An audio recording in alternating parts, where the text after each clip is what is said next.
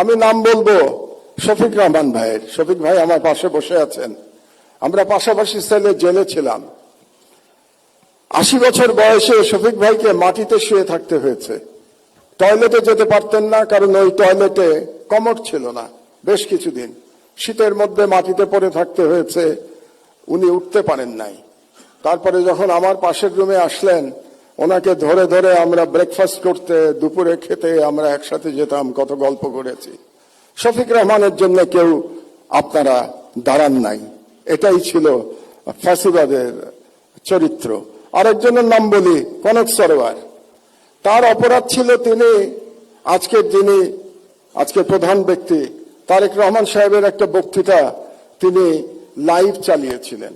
এই অপরাধে তাকে 1 বছর প্রায় জেলে থাকতে হয়েছে। তার কোম্পানির চিফকে আমি সালাম সাহেবকে এখানে দেখতে পাচ্ছি।